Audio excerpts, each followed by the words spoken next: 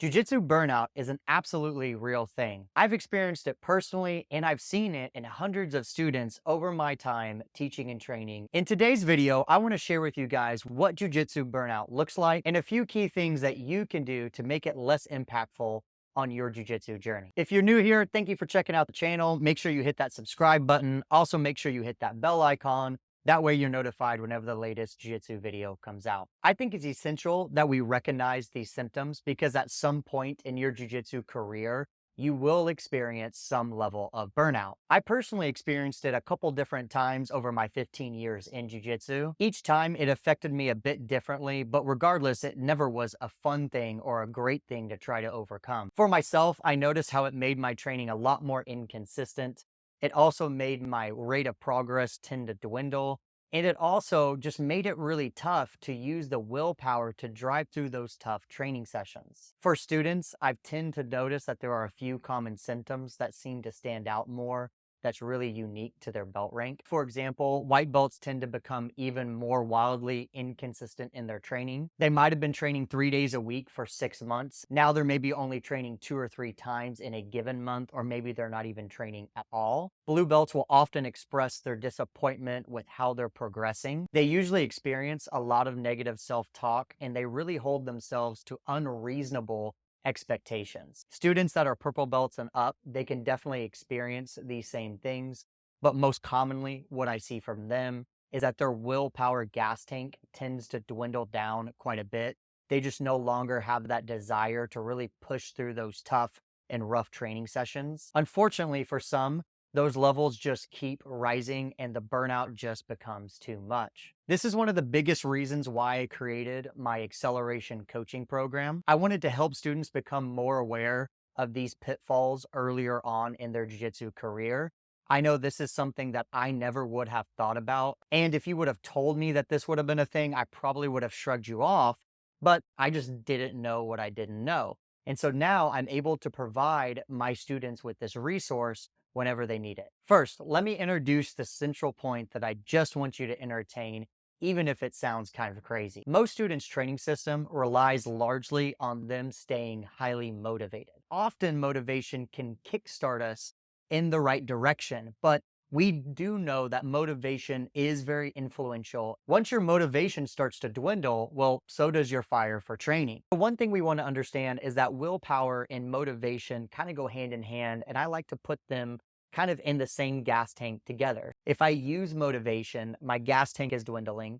And if I'm using any type of willpower, my gas tank dwindles as well because they come from the same fuel source a lot of times. One of the main things that I talk to students whenever they're experiencing burnout or if they're wanting help to not have that burnout is really shift from more of a motivation-based training to fuel your training system with good quality habits versus sole motivation. So what is the difference between motivation-based training and habit-based training? Well, first off, we know that motivation is really very fluctuating per individual. We know that there are a multitude of factors that could affect someone's motivation from day to day. Maybe you had all the intent of wanting to go to class today, and then you had a bad day at work, your wife yelled at you, your kid threw up in the car. That's probably going to severely impact your motivation. The further that you get into jiu-jitsu, your motivation start to dwindle or be at that middle line. It's always going to be the highest whenever we first start training. When I bring this point up, students say, well, that's not a problem for me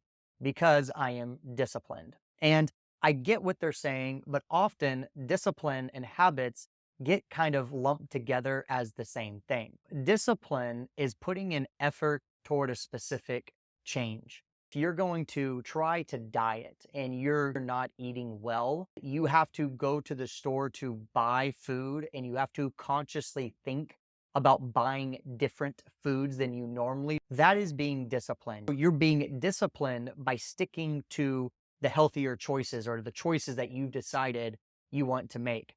A habit would mean that you're just walking into the grocery store, you don't even think about it, and you just get what you need that's healthy, and now your diet of eating is habit-based. But when something affects our motivation, that could actually affect my desire to want to go train jujitsu, which now is going to make it more inconsistent. Having the good habit or a reasonable habit of saying, I'm going to go to jiu-jitsu 2 days a week, no matter what, is going to be beneficial.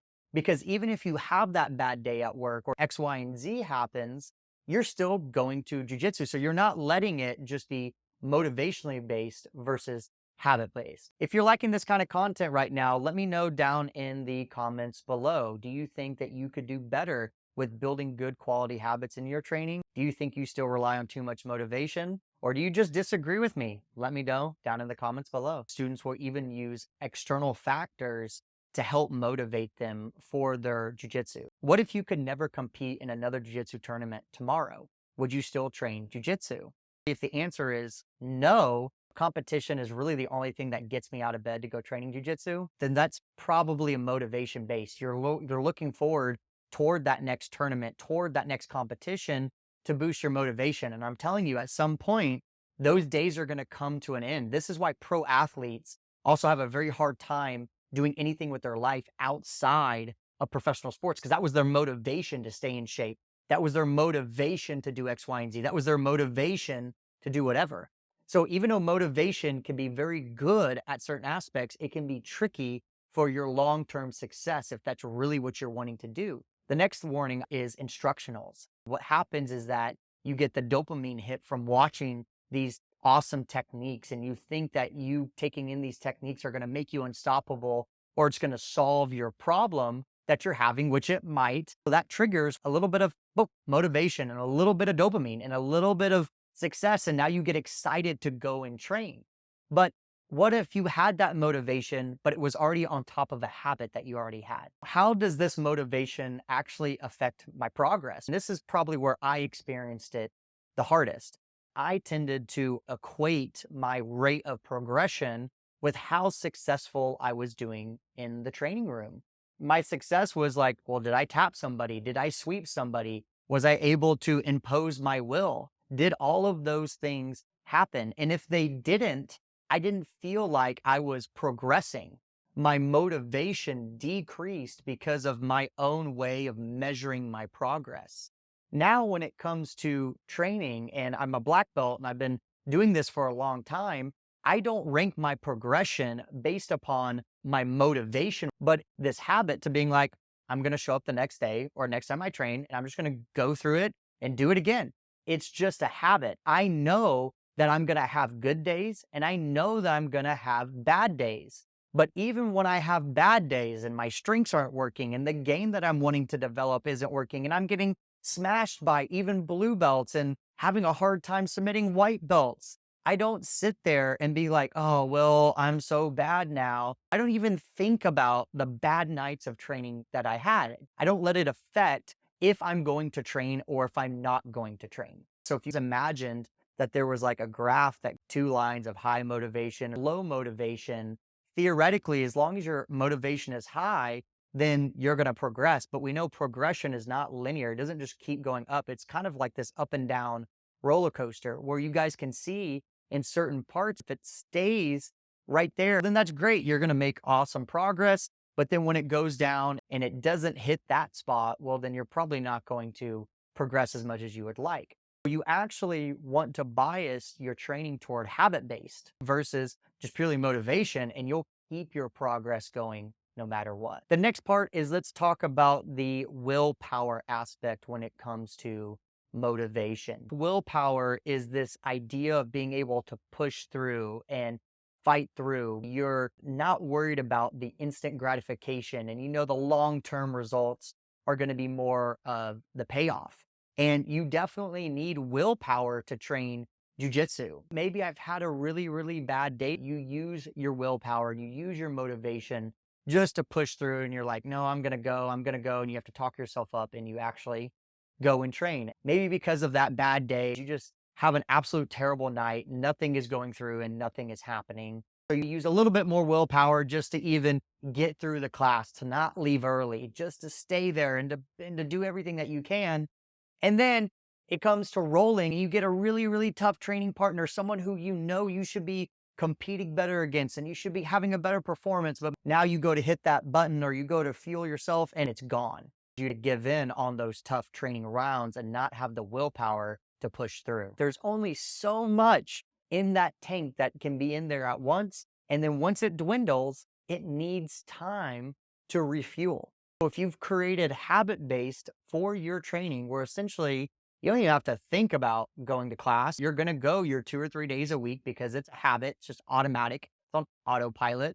You know, even if your techniques and your moves aren't working the way that you would like, you don't dwindle about it. It's a habit. You know, you're just going to show up the next day and it's all going to get fixed. Then when it comes to that tough training round and it comes to you having to push through, and that's going to be the difference between you actually training your weakness or training your strength or doing whatever you need to do, now you can hit that willpower button and inject that fuel for your actual source to improve, knowing that it's going to refuel and creating that habit of only using it when you need to, because you can't use it all the time.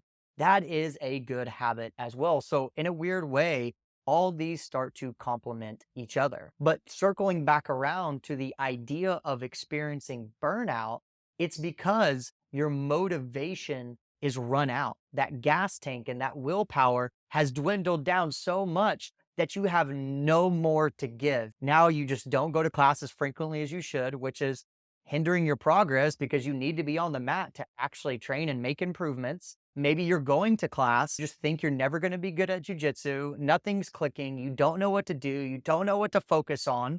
Now your motivation starts to dwindle in that way. Or you're just like, man, I can go to class, I have this, I push through it, but I can't push through those tough nights where my jujitsu partners are really testing me and they're really pushing me and I'm needing to prove to myself that I can actually do this.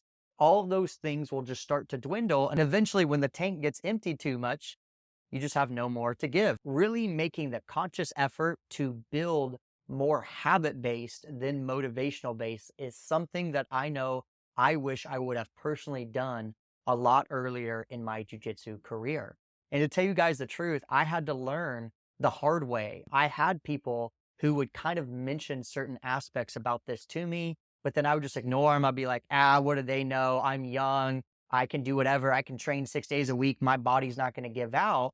But then when you start realizing that it's all tailored to like your progress and that affects your motivation and everything else, then you're like, oh man, if you want help developing good quality habits, whether that's habits in how you can stay consistently training or habits that you need to create for yourself while actually training and sparring, then you would probably be a pretty good candidate for my coaching program that I help you with. I help you build your own training system, figure out what direction is best for you. And all of these are designed to take you away from just solely motivational based training and more directing you toward habit based training, which we know is better for long term success. Make sure you apply down below. There is a link where you can book a call with me, and I make sure that we're a good fit for each other.